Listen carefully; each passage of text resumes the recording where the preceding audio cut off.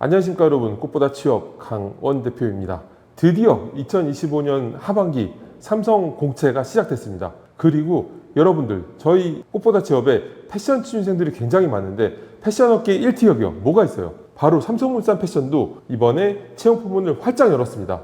자기 분야에 대한 열정이 가장 뛰어난 업계가 패션 업계인데 그 중에서도 1티어인 삼성물산 패션, 저희도 이제 계속 합격을 만들어내고 있는 그런 기업이니까 제가 이번에 드리는 자소서 분석 명확하게 보시면 좋을 것 같습니다. 2025년은 정말 취업이 힘든 해입니다. 패션 취준생들이 특히 그렇지만 다른 업계 또한 마찬가지인데요. 그 이유가 뭐고 대응 방안이 뭔지는 위에 영상 링크 보시면 명확하게 하실 거고요. 상담에 오시면 직무 설정, 방향성 설정, 내 스펙으로 어느 정도 기억할 수 있는지, 대체 내 자소서 상태가 지금 얼마나 형편없는지 제가 쓴 자소서 보면서 와, 이게 자소서구나 하고 깜짝 놀라실 거예요. 여러분들의 구독과 좋아요가 저한테 큰 힘이 되니까 구독, 좋아요 꼭 부탁드리겠습니다. 자, 그렇다면 삼성물산 패션이 대체 어떤 기업인가? 그거는 제가 삼성물산 패션에 대해서 분석한 게 있으니까 분석한 영상 보시면은 삼성물산 패션에 대한 스토리텔링을 아실 수 있을 겁니다. 저희 학생들도 이제 계속 합격 결과를 만들어냈던 그런 반가운 기업인데, 자, 저희 쪽이 패션 취준생들이 굉장히 많아요. 그래서 여러분들한테 도움이 많이 될 거고요. 이번에 어떤 직무를 채용하느냐? 상품기획, 리테일 영업, 그리고 경영지원 재무, 거의 이제 매번 비슷한 흐름으로 채용을 하고 있고요. 이제 상품기획 쪽이 리테일 영업보다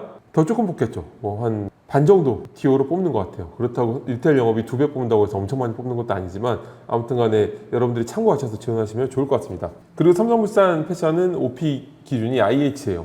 토스도 160점 이상으로 되어 있으니까 꼭 판단하셔서 지원하시면 좋을 것 같고요. 자, 자소서 항목을 보도록 하겠습니다. 삼성그룹은 일단 모든 계열사가 1, 2, 3번 항목이 있어요. 그리고 이제 4번 항목이 있는 계열사가 있고 없는 계열사가 있는데, 일단은 공통 항목인 1, 2, 3번을 설명드리겠습니다. 첫 번째, 삼성을 지원한 이유와 입사 후 회사에서 이루고 싶은 꿈을 기술하는 항목입니다. 자, 이거는 지원 동기하고 포부를 같이 쓰는 건데, 근데 700자잖아요. 700자가 아니라 1000자더라도 저는 마찬가지인 게, 원래 지원 동기하고 포부를 같이 쓸 때는 직무 지원 동기를 생략하면 돼요. 원래는 지원 동기가 기업 지원 동기와 직무 지원 동기가 있고 입사 후 포부가 있는데, 입사 후 포부가 직무에 대한 커리어 플랜이잖아요. 직무에 대한 커리어 플랜이기 때문에 직무 지원 동기는 뭐예요? 이런 커리어 플랜이 있기 때문에 이 직무에 지원하는 동기가 되는 거거든요. 두 개가 어느 정도 맞물리기 때문에 기업 지원 동기만 소제목으로 적고 그 다음에 입사 포부를 작성하시면 됩니다. 기업 지원 동기는 내가 이 회사를 지원할 때 프라이드를 가질 만한 부분을 명확하게 적는 거예요. 그리고 한 3문장 정도가 적절한데 거기에는 명확한 구조가 있습니다. 바로 삼성 안에 이런 부분에 함께하고 싶어 지원하였습니다 하고 두 갈식으로 바로 던지고, 일단은 내가 동기를 나타내는 거니까 나의 의지를 나타내려면 선언을 해야 되잖아요. 선언을 바로 하고 그 다음에 두 문장을 뭘로 하느냐, 총론과 강론으로 들어가면 좋을 것 같아요. 모든 글이 사실 총론에서 강론으로 흘러갈 때 제일 타이트 있게 체계적으로 쓴 것처럼 느껴집니다.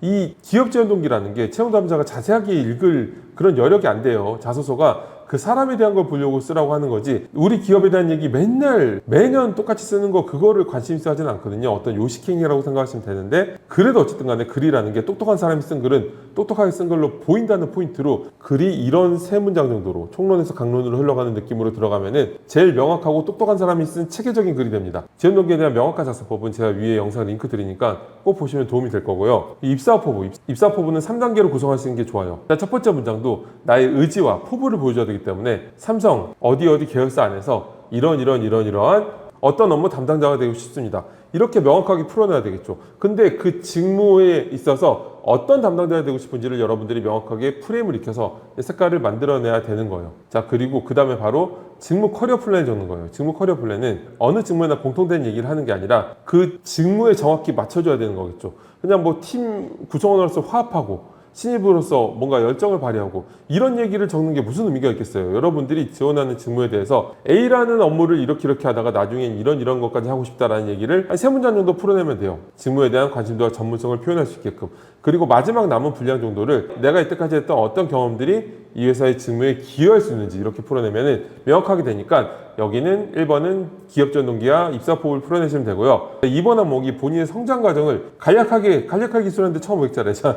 간략하게 기술하는 건데 자신에게 영향을 끼친 사건과 인물 등을 포함해서 기술하라고 되어 있습니다. 일단은 사건, 인물 등이라고 되어 있는데 인물을 쓰면 불리하겠죠. 생각해 보시면 내가 주체적으로 뭘 한 이야기에서 느낀 거하고 제3의 인물이 한 거를 쫙 쓴 다음에 거기서 뭘 느꼈다 하고 어떤 게 여러분들이 더 임팩트가 있겠어요. 당연히 사건을 중심으로 쓰는 게 맞고요. 근데 여기서 이제 고민이 되는 게, 자, 여러분들이 이걸 헷갈려하는 분들이 되게 많아요. 자소서 경험 항목이 원래 직무 역량 항목과 스토리적인 항목이 있는데, 여기는 직무 역량 항목이 아니고 스토리를 쓰는 거거든요.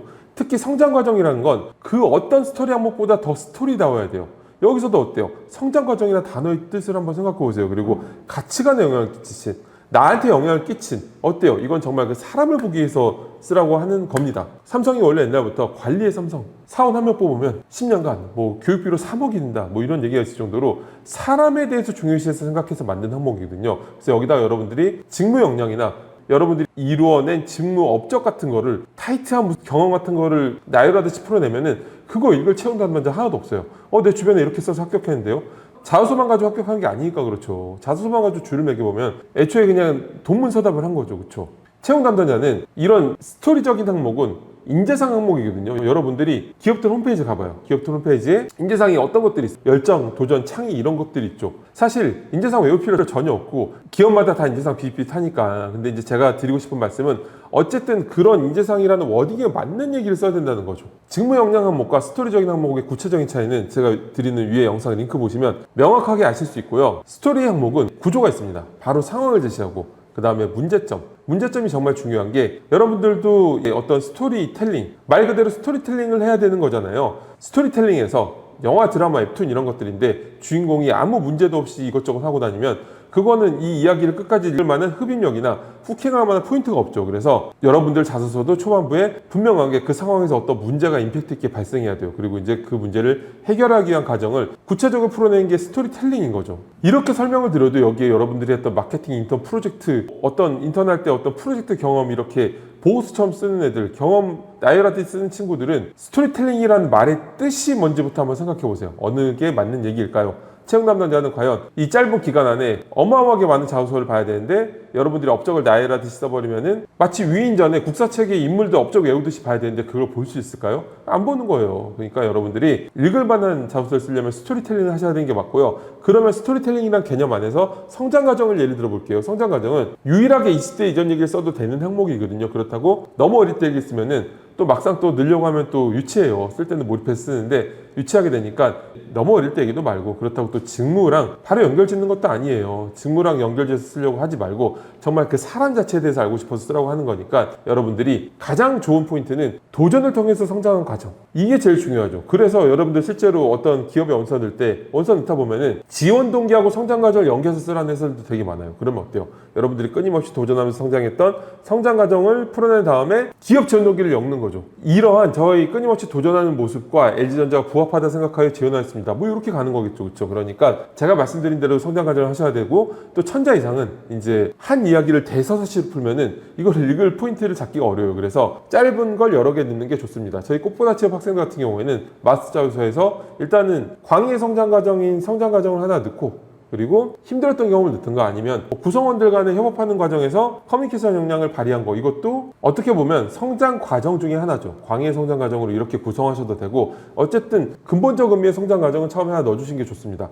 이래도 직무 역량 항목을 헷갈려서 막 업무 프로젝트 보고서 쓰는 분들한테 마지막으로 한 가지 단서를 더 드리면, 자, 삼성 채용 공고가 1, 2, 3번이 공통 항목이라 그랬죠. 4번 항목이 있는 기업사가 상당히 많은데 4번 항목이 있는 회사의 대부분의 4번 항목은 직무 역량, 직무 경험수라고 되어 있어요. 그렇기 때문에 그러면 공통으로 된 2번 항목은 정말 사람을 보고 싶어 하는 거구나, 명확한 증거죠. 자, 그래서 주변에 그렇게 안 써서 합격했는데요, 이런 일반화의 오류를 생각하지 말고 그냥 말 그대로 맞는 걸 씁시다. 자, 3번 항목이 이제 사회 이슈 중 중요하다고 생각하는 한 가지를 선택하고 이에 관한 자신의 견해를 서술하는 항목인데, 이런 항목은 구조가 명확합니다. 다만 이제 이런 항목을 쓸 때 경영지원본부나 뭐 인사 재무 이런 분들은 꼭 그 업계를 생각하지 않고 써도 돼요. 뭐 인사본부라면은 뭐 최근에 뭐 노동법 관련된 이슈, 뭐 법 개정 이런 걸 써도 무방하고요. 재무 보면 국제 뭐 회계 기준 뭐 변경 뭐 이런 걸 써도 되고, 뭐 재무 환경, 인프라 이런 걸 써도 되는데, 근데 여러분들이 이런 스텝 업무가 아니라면은 업계 얘기를 쓰는 게 맞겠죠. 자, 그러면 이 글을 쓰는 구조는 어떻게 되냐면 첫 문장에 바로 이슈로 들어가는 거예요. 두 가지로 나오지 않으면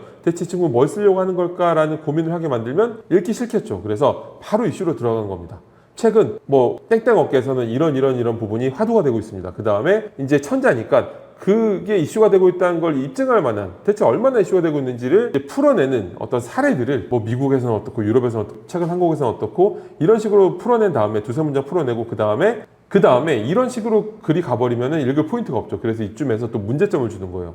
하지만 이런 부분은 여전히 업계에서 과제로 남아 있습니다. 미션으로 남아 있습니다. 한 다음에 여러분들이 지원하는 회사가 이러한 과제를 풀어내기 위해서 어떻게 해야 되는지, 자, 이런 구조로 풀어내면은 명확하게 멋진 글을 만들 수가 있습니다. 자, 오늘 삼성물산 패션 채용 공고를 같이 봤는데 여러분들이 이제 패션 업계의 1티어 기업인 삼성물산 패션에 이렇게 특히 패션 업계가 어려운 시즌에 합격하려면 정말 어떻게 해서든 다양한 포인트에서 합격 확률을 높여야 되겠죠. 저희 학생들도 그렇고 여러분들도 꼭 이제 원하는 기업에 들어갈 수 있는 패션 전문가가 될 수 있는 길이, 실크로드가 쫙 열렸으면 좋겠습니다. 이걸로 마치겠습니다. 감사합니다.